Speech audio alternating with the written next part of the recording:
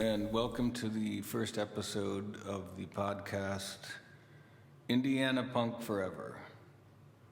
Now, that title refers to me and how I think of myself, and how even today I feel empowered by the fact that I grew up as an Indiana punk rocker. Really, it was a short period of time that I had, a punk rock haircut and played in quote-unquote punk rock bands. But as far as I'm concerned, everything that's happened since then, all the music I've ever done, it all comes from that punk place, which to me was do it yourself, you can do it, you don't have to be Jimmy Page, etc. And mix that with skateboarding, and there you go. It's propelled me through life. That sound right here, there is me opening a mini can of champagne. That's how punk I am nowadays. I like these little mini cans of champagne. It's like a sugar blast right to the fucking veins. Anyway, the first episode, I talked to this guy, Tim Yetman, who went to Westside High School, one of the rivals of Harrison High School where I went. And those kids, him and his friends, are a few years younger than us. And me and my friends had a band called The Defects, which is, to my knowledge, the first teenage punk band, skate punk band around our town, West Lafayette or Lafayette. And the next band was Civil Disobedience, which is, Tim really was in a late version of that, actually after they changed their name to Gadfly, but there was a continuity there. Those guys were the next generation. I remember now, when we were in college and I had my punk rock house, the Dog House, and our band, the Screaming Dogs. Those kids would come over, and they'd be like 13 or 14, and we were like 18 and 19. But the gap was huge. It's like they were little kids, and we were like seasoned old guys by that point. We had all already spent years walking around with people yelling, "Hey, faggot, punk rock, Devo." I think all around the country, people around that time that were into punk rock looked even visibly different in some way. People would yell out of trucks and cars and throw shit at you. "Hey, Devo, punk rock faggot." This is so ridiculously ignorant. But it was also fun because it was attention. I noticed that right away. Negative attention as good as positive, And it was us against the world. And anyway, I ramble on, not to quote aforementioned Led Zeppelin, but let's talk to Tim Yetman of Gadfly. He's an Indiana punk forever. Hey, can you hear me? Yes, I can, Dana. How's it going? Good. It's going all right, man. Like I said before, I'm still alive, so hopefully that's a good barometer.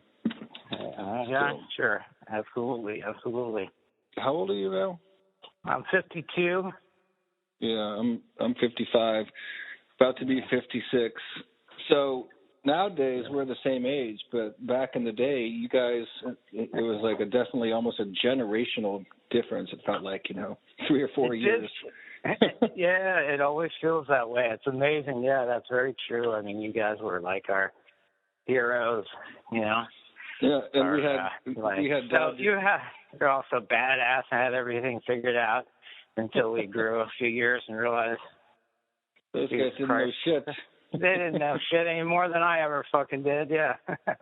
Have you ever gotten to an age where you think you do know shit? Actually, I do. I'm at that age. You're finally getting there, or you've been there for a while? I've been there for a while, but okay, let's make the distinction between knowing something, having some wisdom, and that's not necessarily mean the same thing as being, entirely applying it to your life? Emotionally and psychically. No. I've applied it to my life, but you're still human, and you still, the wisdom is knowing that you're fucking stupid, basically, essentially. That's what it really is. That's for me, and laughing at myself and everyone else, essentially, but loving myself and everyone else more than I did years and years ago. It's a lot easier. It's a lot easier to. I've found a lot easier to love other people once you start to learn to love yourself. Yeah, just accepting what we're all fucked up in our own ways, and as a species, it's a train wreck. But you try to do what you can to make your own life and then everyone around you, a little better. That's my approach. I think that's the key. That's really all there is. Trying to make it better, make things better. 100%. Which Absolutely. Now let's go all the way back, which I would say is definitely, that philosophy was definitely lived by civil disobedience. Were you in that first incarnation of the band? No, I was not. No, right. That was let's start from the very beginning. Okay, sure. So okay, now you guys all went to Westside High School? We did. Yep. And then Fergus and those guys, Greg Moore's, are they a year older than you? No, they're actually a year or two younger than me, but they were like a little bit more sort of, I guess, getting some jam on, I guess, earlier than I was.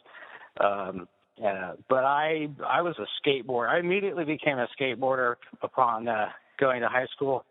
I came back from a year, 8th grade, I spent in China, and I came back and I just wanted to become a skateboarder. And that just basically led to me meeting Fergus and Mike Paschke and other people that were in civil disobedience and going to shows all around campus. And we had this incredibly robust scene around our town, as you surely obviously remember. It was pretty remarkable and extraordinary. So it was hard to, if you were, I guess if you were inclined to be a punk, which I obviously was, it was hard to miss out on all the stuff that was going on. And it was really exciting, being young and seeing all these people doing all this music. And so, but we made friends, me and another buddy, Chris Kenser, who actually became part of Gadfly too. We met Fergus because he had that little shitty skateboard ramp, and like a little quarter pipe, and we just go over there and like skate it, just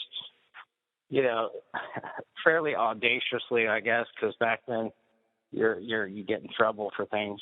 Nowadays, kids don't really get in trouble for things. Everything is pre-parentally approved, but that's kind of an exaggeration, but not really too much.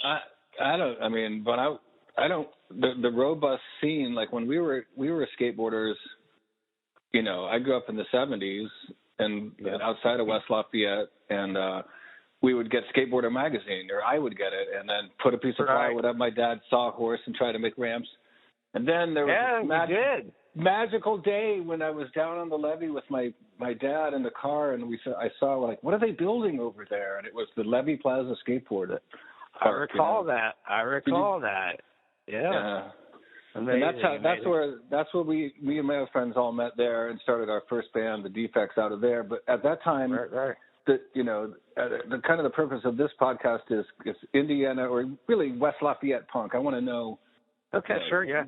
So we went and saw Dow Jones and the Industrials on campus and thought, we're going to start a band, Right, of course, yeah.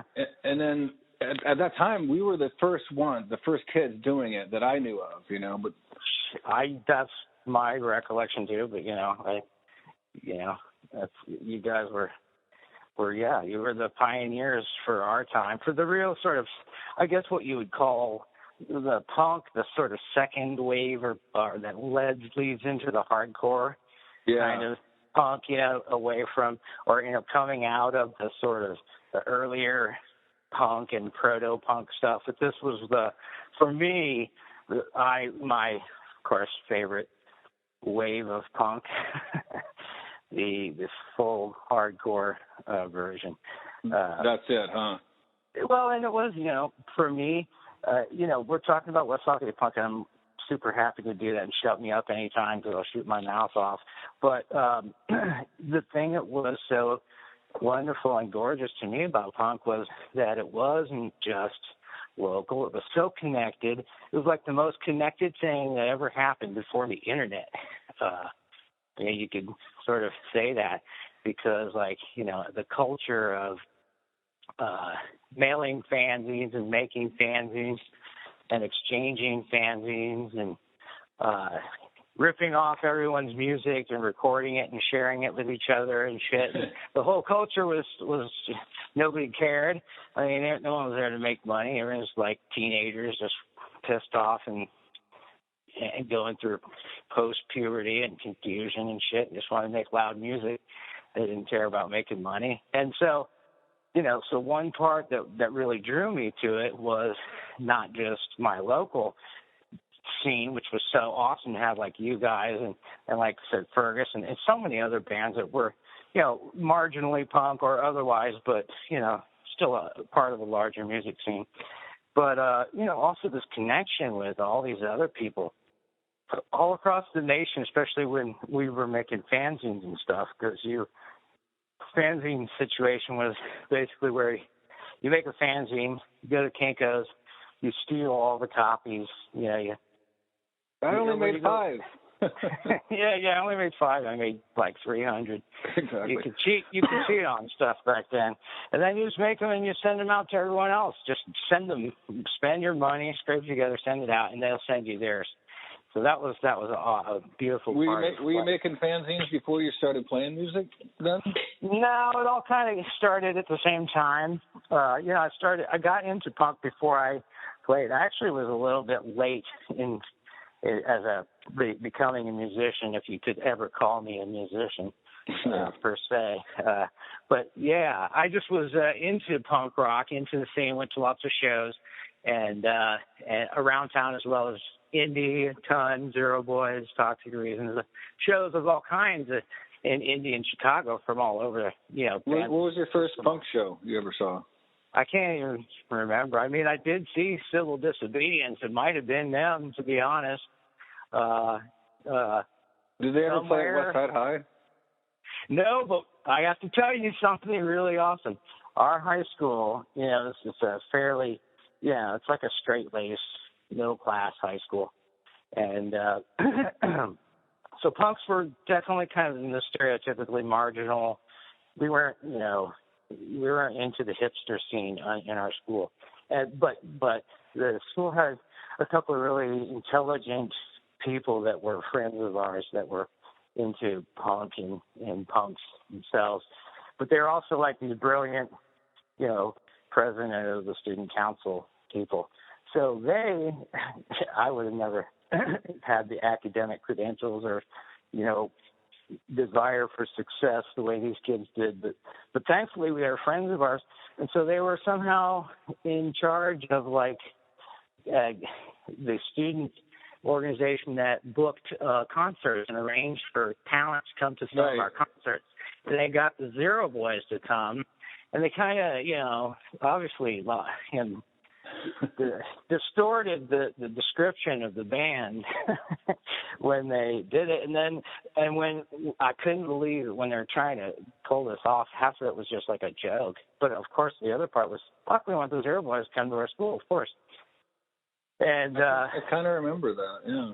So they pulled it off, and they got the Zero Boys to come. We also had Right to the Accused come too. They did a bunch of I don't know how they did it twice, but anyway, Right to the Accused wasn't super punk, but they were kind of Right to the Accused. But my God, they had like $1,000 each of punk rock clothing on. They just no shit. They came down from and not that I have any reason to point fingers at people, but it just looked like mom and dad had bought them their punk clothes. Oh fuck yeah, they were from the the 708ers is what they were. They're from the suburbs of Chicago, no question. We thought it was punk to go to Goodwill and get like a tuxedo shirt or something. Yeah, they were glammy for sure. But anyway, and they had like fucking Marshall stacks too, we're out there with a PV amp trying to compete with a Marshall. I know.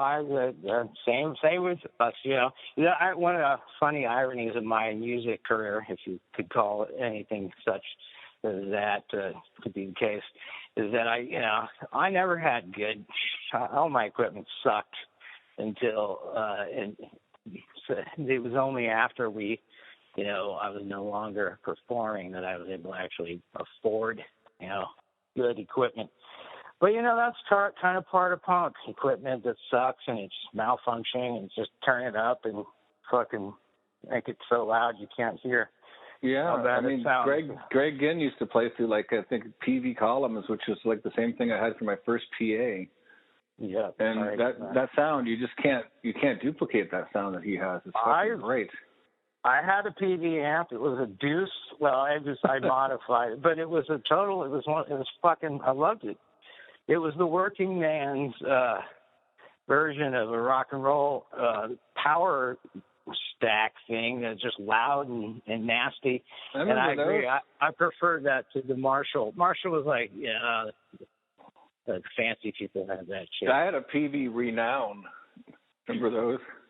I don't know if I recall. But again, I'm also senile at this point. So it had saturation. One of the knobs was just called saturation, and it was distortion. And if you turn it all the way up, it sounded like two big muffs. It was great.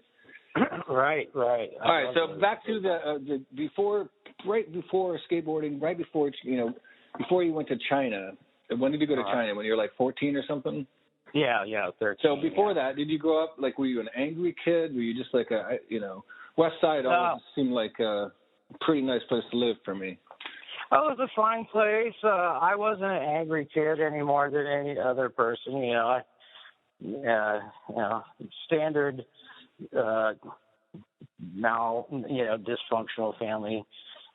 Nothing out of the ordinary. No, not particularly. Standard. No, I didn't really have. One of the things I should say really for sure was punk rock awakened in me myself in many ways. Because when I got to I was I didn't know who I was. I was very introverted, socially not very adaptive, and good at being social, and so I didn't sort of have an identity of my own. Punk rock sort of gave me that individualist quest for super individual empowerment. Really, it sounds like the quest for individual within. I also need a tribe to do that within. Well, yeah, and of course I can maintain this myth that I did it by myself and that punk did it, but of course no, it's the tribe is what lifts you there, and that's what I'm saying. Is I got the Frank, yes. Although I think he's a douchebag, but I do go with that song, "Do It My Way," and I respect him for that. But anyway, that was what punk sort of did for me. Did you have, when you came back after that summer and you just knew I'm going to be a skateboarder now, right? Did you? I don't know I can't remember what it was. But did you have the same thing where did you ever do that thing where you cut your hair and then you were just, as soon as you cut your hair, you're punk, and now all other music is excluded for a little while. You can't even, anything else besides punk or hardcore is uncool. Did you ever go through that? Absolutely. I went through a extended period. It's a terrible, it's a ridiculously intolerant, purist attitude. Absolutely. In fact, it's so useful though. Well, I know, but it's taken too far. You get to you miss out on a lot. Here's an example. I love the Descendants, and they're not a radical political band at all. They're just a bunch of jokers having a lot of fun. And they're sort of the punk version. It's not the super hardcore version of punk. But sort of as I got closer to being 18 and I got really serious and radical politically, I was very revolutionary in my. I was radicalized, but just in I remember you guys, kind of way. And so I was very overly serious, and I wouldn't eventually I wouldn't even listen to descendants because I was like, they're not serious, and They don't have anything to say. We need a world full of serious people, or this world's going down the drain. That's right. I can fix it, maybe. Yeah, it's an immature attitude. But no, I did have that, and there are aspects of that I like. It's like a break. It's a cultural break. It's when you break from the middle class world that you live in, and you identify. I never did cut my hair. I never did actually, do any mohawks or any of that shit. So you never really got because I had this. There was that same summer where I got contact lenses that summer. Before that, I'd been like this, four-eyed kid, sort of loners, and then we were getting into punk and skating, and then one time we just cut our hair as a joke, right? And, sure. And then we rode our bikes into town. We went to Pin Pan Alley, and I remember I remember Pin Pan Alley. and I didn't have my contacts yet, so I broke off the front part of a pair of Ray-Bans and taped it onto my glasses. So I was punk now, You and I walked in, in, absolutely. And this guy goes, who are you supposed to be, the Blues Brothers? And it was instantly something went off in my mind, oh my God, I'm being recognized right now. It doesn't matter what they say, right. That's true, and it's true. It's the power of that changing. Doing anything non-conformist and abnormal in society it's a very powerful thing. Humans they notice it and they fear it, and that's why so silly now.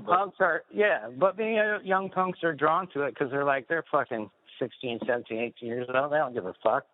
They hate their parents. They hate their parents' culture. They hate boomers. Way before OK Boomer. Oh, yeah. And, well, aren't you? You're not I'm still a boomer, though. Well, you're you're a very late boomer. The last, late boomer, late bloomer. Well, it makes a difference. It's not like when you're born in between a certain number of years, you're automatically set in one stereotype of the generation. 1964 is the last year of the boomers, from what I've read, but right. maybe I'm wrong. It's true, but it doesn't matter because those are arbitrary dates. But anyway, go ahead. What about, so now you're in that mindset, the radicalized mindset. I can't even listen to the Descendants. And then do you remember the moment when that broke and you let everything else back in? Yes, I do. I remember that was after I had a song that Ferguson and I co-wrote. I wrote the lyrics to. Actually, I think we both wrote the lyrics to one of the songs with Gadfly called "Quarter Life Crisis," and we were, basically, the song was about having a total identity crisis, nervous breakdown, because what happened at the end of my college, or toward the end of my college time in college, was all my fantasies about revolution and change and that we're going to make the world right had just come crashing down because I had to become immersed in the realities of the world and became aware that this was a giant big mess and it wasn't just going to get fixed quickly. And so that's hard to process as a younger person. And so I went through what you call a quarter life crisis, probably around age 20, 21.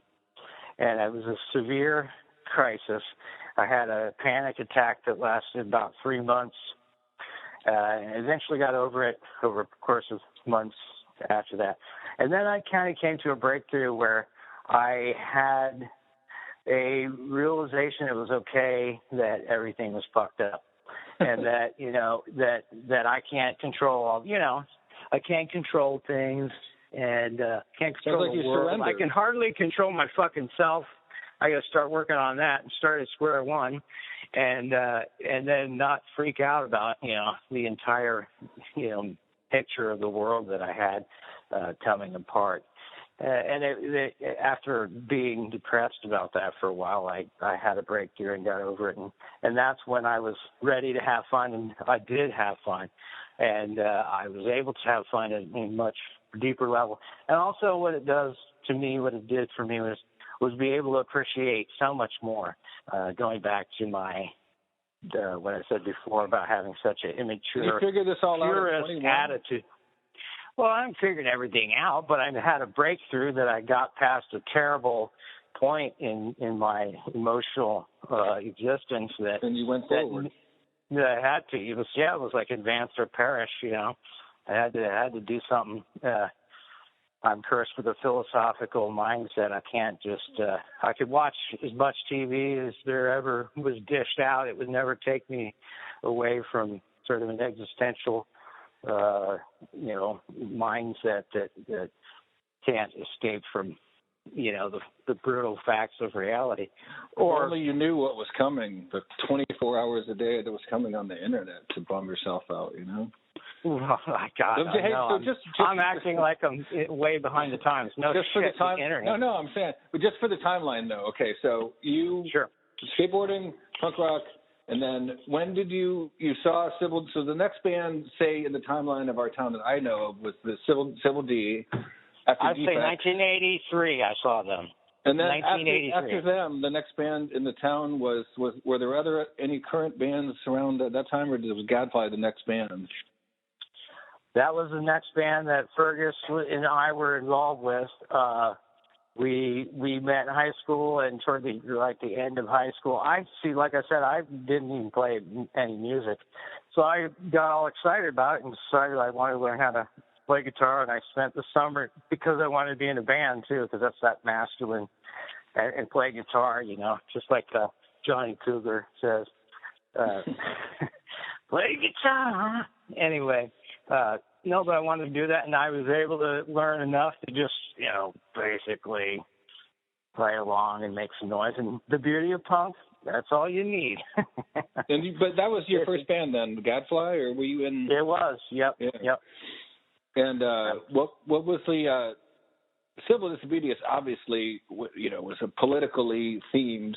Gadfly also was themed politically from literature, and it seemed to me when I came back home one time, all of a sudden Gadfly, you guys had just spawned tons of bands all of a sudden, and there was places like that Place to Play at 5 Points, and I was really surprised. Yeah. I've been in California for a number of years, and I kind of had this idea of the town as dead, and I came back and I'm like, no, these fucking kids are doing something. I know, and basically what happens, you miss like this beautiful fruition of punk, of hardcore punk that happened. And I have to give give credit to Mass Giorgini, who was the one who opened Spud Zero. And it was, I don't know, a couple of years only, seemed like longer.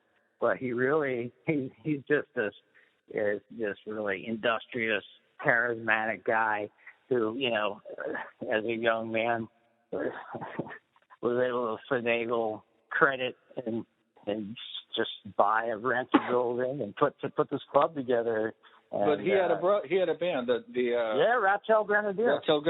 So they were, and those guys were the same time frame as us. I think they're pretty much our same age. They were from like Lafayette, Jeff High School, I think. They went to Jeff. Wow. Okay. Cool. Yep. They were from exactly the same time frame as us. So. And they were hardcore too. They were totally hardcore. Yep. Metalish, hardcore, becoming metalish, right toward the end. But, that's when metal was coming in. Yeah, soon it was going to be thrash and thrash metal. Absolutely, and then 40,000 new kinds of metal since then.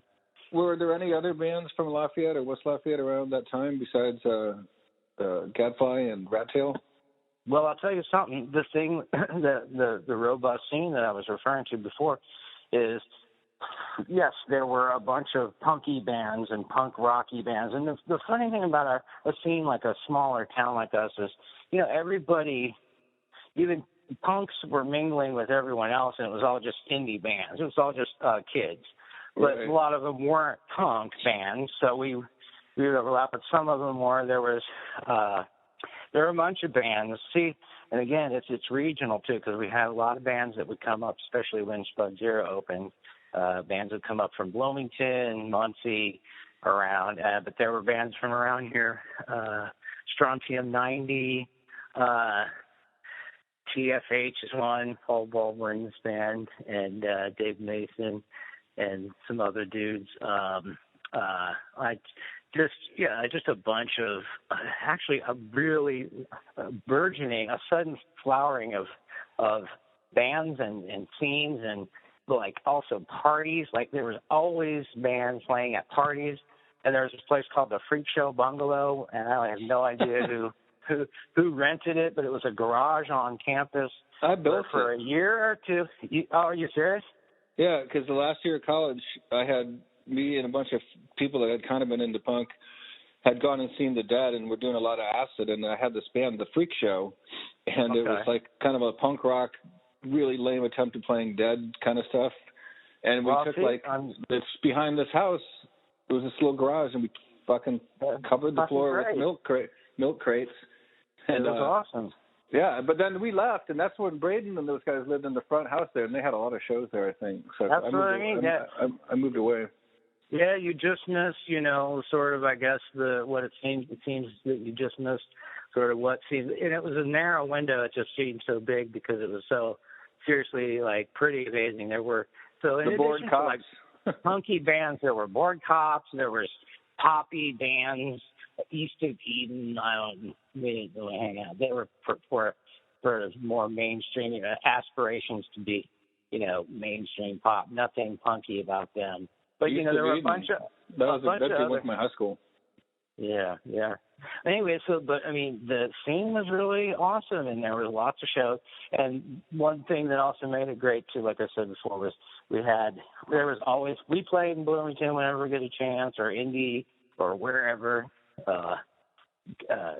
Kokomo, Delphi, wherever, places, whoever, whenever, wherever you get to, some kind of. Did you feel like it was like everyone in the band felt it was us against the world? No, we really were having fun. We had a great time. We had fun performing. I was ecstatic performing. I'm actually, every time I do, I still sort of become like outside my body. It's just we were having fun mostly. I was being very political and strident sometimes, but you think you were the most strident one of the bunch? Absolutely. Yeah, absolutely. I was the one with the biggest corn cob up my ass, which is completely removed now, thank God. But yes. Was it because you're the most educated on the subjects, or you just felt outrage naturally? Well, I guess both. Well, what happened was it started in high school, and it started with punk rock. There's tons of, especially hardcore variants of punk that's just very revolutionary and political, and not just politically revolutionary, but countercultural. I would have to say the dominant thing, because it's a blatant and violent rejection of Reaganomics and middle class, the sort of fruition of like the post-war consumerism into this devolving into this shitty, consumerism world where, anyway. So it's not just, it wasn't not just bitter anymore, though. No, it wasn't just the politics, but, the culture of kind of just when we started the down the road fat-bellied American. What's that now? It's when we started down the road to where we are now, just the rampant consumerism and capitalism. And there are, there's no dictators anymore. There's just cash is the dictator, Yeah. And that Reaganomics was really was the start of the devastation of middle class and working class and the destruction of the unions and all that shit that's just fucked everything up and contributed in many ways. But you were just having fun at the time, though, too. You still were just having fun.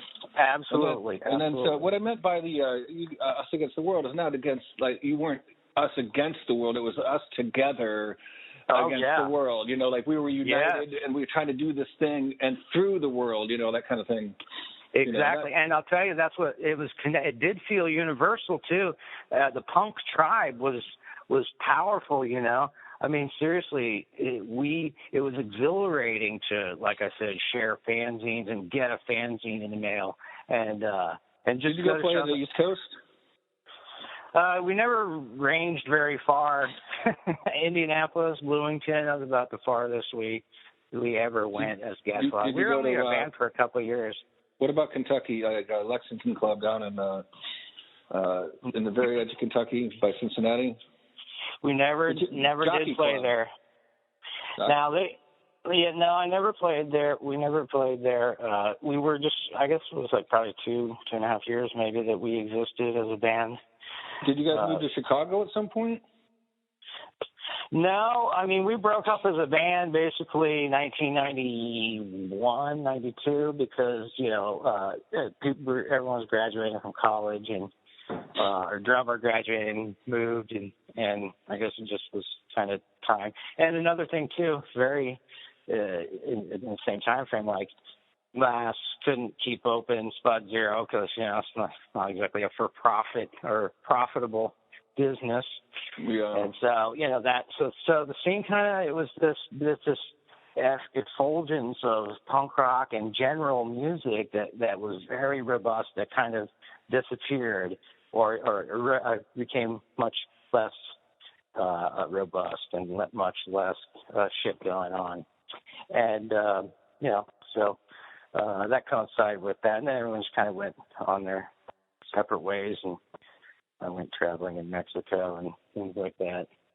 You never had really like a calamitous breakup, finger pointing? Oh no, not at all. No, I saw one of your reunions where you guys had 4 guitar players playing all at the same time. I was like, absolutely hilarious. Yeah. Well, pretty cool. There were some iterations of the band, and the first was Civil Disobedience with Greg and Fergus and Mike Paschke, and Todd Ronk was their drummer, and then when we became Gadfly, and we met Mike Fleming, who was a Purdue student, so it was like our freshman year at Purdue, or the summer before that we became Gadfly and became the drummer.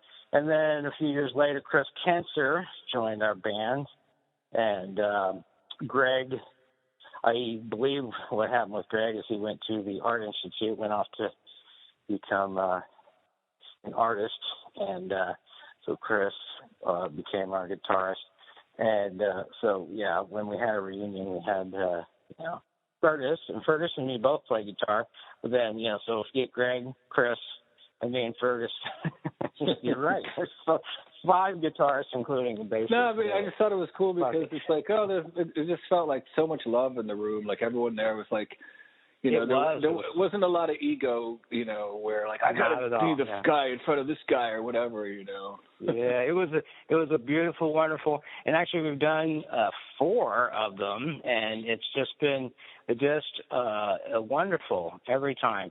And I missed the last one. I enjoyed them more than anything. I didn't really keep doing music, performing. I play myself a little bit, but it was just so nice to come back and after we did 1 or 2 of our reunions, I felt that we needed to either write some more songs or stop. You can't just do a band frozen in time. Although actually it happens all the time. The Stones are still playing. Anyway. If any of our bands had been like frozen in time like that, that also would mean that we could pay our mortgages because people would be coming to see that frozen in time band, No shit. No kidding. It makes it a lot easier. Absolutely, hilariously. Anyway, but these reunion shows have been really great, and all our friends, like we just had friends, it was a reunion of friends, more than, as much as anything else, because, our dear friends came, and they've been, since we've done it 4 times, there have been opportunities for some who couldn't make it one year to come the next, and so it's been a nice. This is what you know thing. About how old we are. I couldn't come last year because of sciatica. Shit, I know. God, you know right. what I'm saying? Well, so I do. Do you still live in West Lafayette, or where do you live now? I do live in West Lafayette. Yep. I moved back here from Lafayette. From where? I basically lived in West Lafayette or Lafayette most of my life. I cruised around, lived in Oregon for like a year or half a year. Off and on for a year or so, doing some traveling. After the band broke up, and you came back. Did you have another band in Lafayette or West Lafayette? I never did. I never did. I never did pursue it. I don't know why. I just because like I said, it's been so enjoyable to redo it. I just never did do it.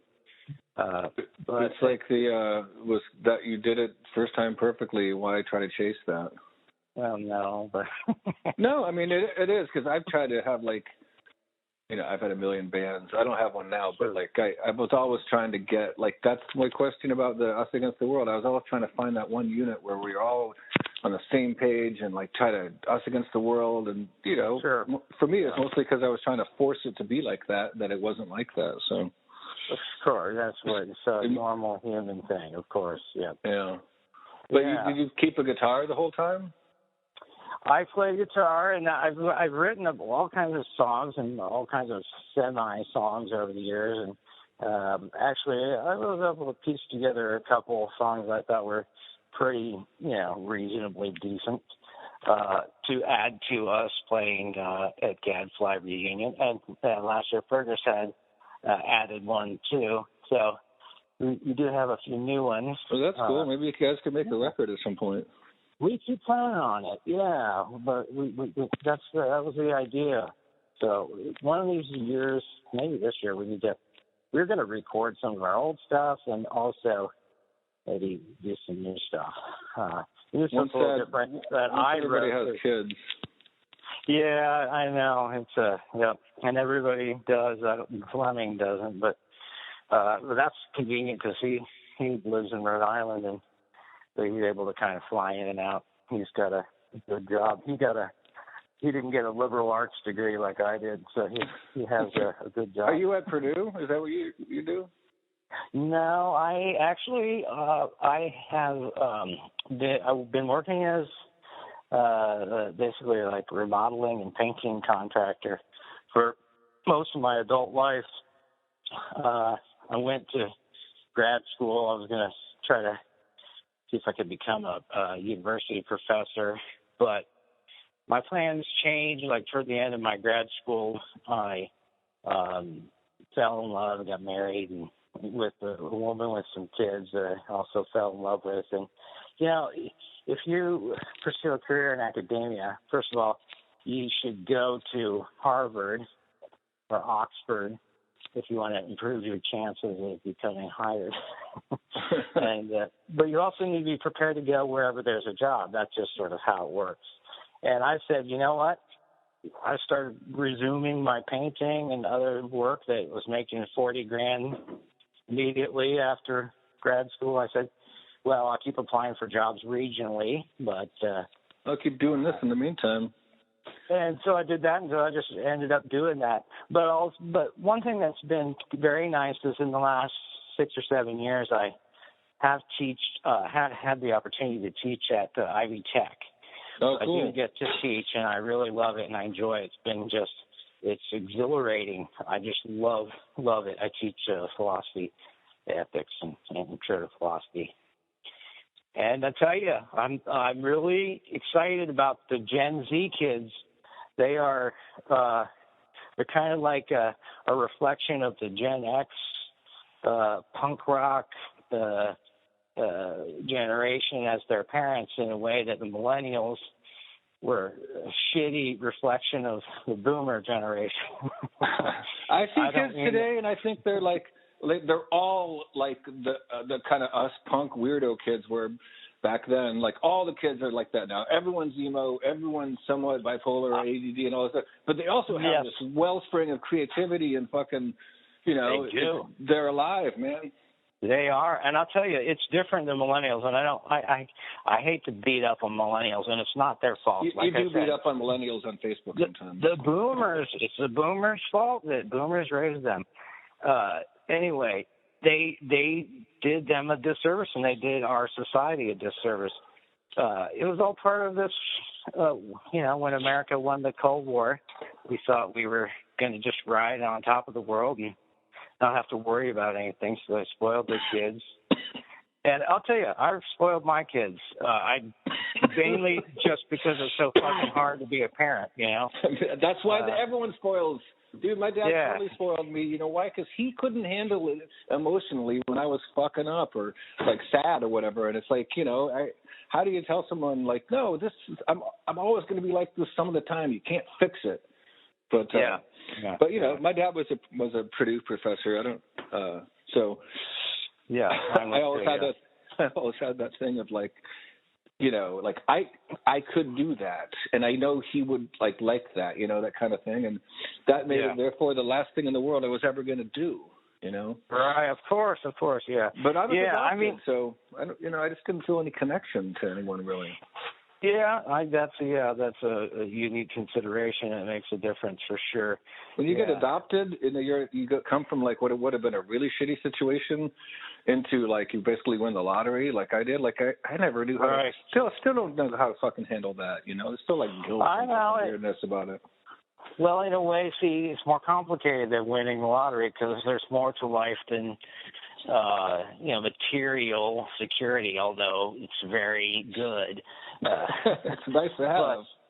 But like I said, I think our parents' generations were very inept, and I love them. And I hope they forgive me for speaking critically of them. But I felt most of the parents of my friends and my parents were, they just kind of had kids, and they didn't seem to put a whole lot of thought into it, even after years of being a parent. Like, haven't you learned how to figure this out? No, I guess you haven't. But anyway, so so there is value, I think, in taking an approach that isn't so like emotionally distant and more strict and old-fashioned, the way my parents did. So there is some value in having a more unconditional love kind of foundation for parenting, which is what I have done. But it also strays into that realm, like we said, because it's so hard.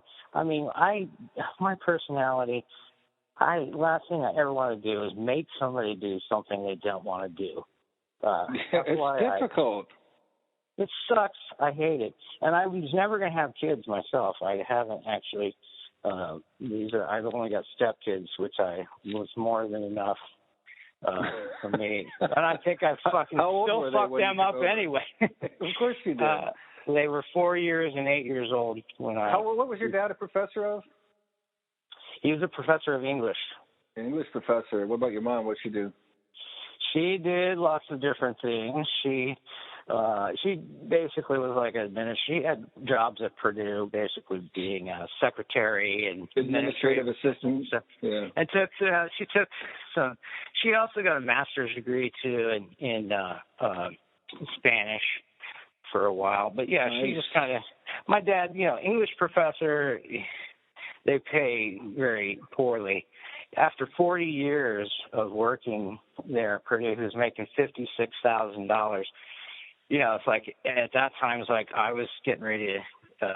I was already on the job market. People were starting at $50,000 at the first year of their, job. Right. So anyway, so we didn't have a wealthy family, but we have the security of the academic world and the West Lafayette. Safety and whiteness and all that shit. Right. Well, that amount of money plus any amount of money that your mom would have brought in back then would have been really comfortable in West Lafayette, I would think. Yeah, it was good. It was fine. Yeah, and it was good. It was good, definitely. We lived outside of town. Did you know that I grew up on the same little lane that Paskey did initially? I did, and by the way, I live about probably less than a half a mile from where you grew up. Oh, that's awesome. I'm using the band name now, Shagbark Lane, but that's my new band name. That's sweet. Where do you live now?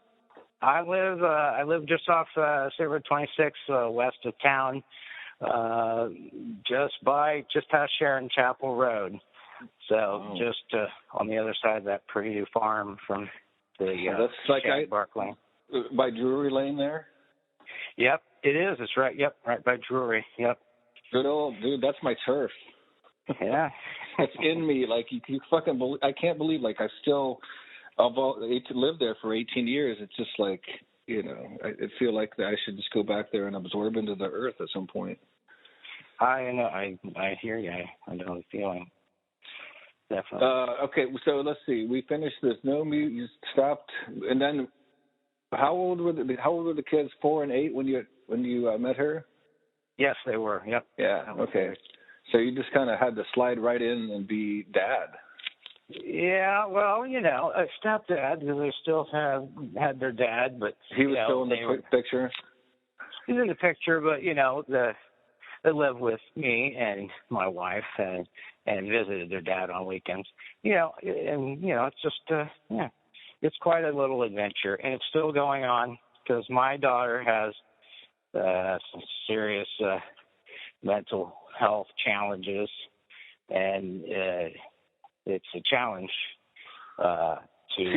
She was the 4-year-old when you moved in. She was. Yep. And so how old is she now? She's 22 now. Yeah, 20s are fucking hard when you're like. I can say as a bipolar American, the 20s were fucking a wild ride. So. Yeah, it's been a wild ride. Yeah, but it's just you just gotta roll with it. All you have to do is keep going. Yep. And me and my wife are both. We love, even though we get irritated and frustrated and hateful about it sometimes, we love to be caring people and caregivers. Basically, I actually fucking sick of it, but I'm kind of joking, but I'm sick of it, but I can't help but do it because I love it. We still feel fulfilled by it, even though it's very challenging. Does she live with you? She does not. No, she doesn't. She moved out when she was like 17, and she was kind of going through a lot of things. To quote Donald Trump about Yovanovitch, but so she's doing better. But it's I'm sure you know how it is. It's up and down sometimes, and it's just life. So. Yeah, I don't know. I don't really know anyone who's not got some sort of issue, and staying on top of it is simply a matter of staying on top of it. How's that for a fucking aphorism? Yeah, that's true. Absolutely. But I think for me that when I stepped into the character and I was punk rock. And I expanded my mind, and I felt the powerful unity of, being part of something. Mm-hmm. I think I still carry that with me, and I think you do too. And oh my God! Everything, all my writing, all my dissertation was totally punk rock. I wrote a book with a colleague of mine, my mentor, my thesis advisor for my PhD. We wrote a book a few years ago before he died, and it was totally the fun-filled version of punk rock. But we call one of the themes in the book that kind of guides the whole, it's an interpretation of basically of what it means to be human, what human consciousness is and how it's very difficult to understand human consciousness and where it came from and why the fuck it happened. And also looks at the world we've created with our crazy minds that we collectively put together and created this insane, fucked up world with technology and all this. But it's the punk rock spirit guiding that book. So everything I do is still that way. Where can I read this book or get this book? It's available online at Amazon. It's called Mind Unmasked. Will you send me a link? Yeah, I will send you a link. Absolutely. It's not. I did my best to keep it kind of accessible to a popular audience, and I do believe that most of it really is. But if I write another book, which I am writing another book. I don't know if it'll ever get published, but everything I write now has no jargon whatsoever, no fancy concepts. I mean, I try to keep them to a minimum, but it is a philosophical book, so we were, you know, it is an academic book, so we're You talking should about. start doing YouTube videos.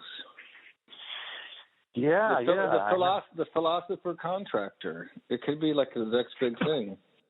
Sure, I should. I know. I've thought about it. Yeah. Oh, Yeah. if I only had some ambition. I got a lot of ideas. I'm trying to get other people to do them. Well, right. No, but that's good. It's good to spread good ideas. Yeah. Well, cool, man. I feel like we had a good talk. Yeah, no, thank you for calling. I appreciate it. I'm honored to be considered worthy of You're worthy, buddy. You're any kind of guest number interest. one. Excellent.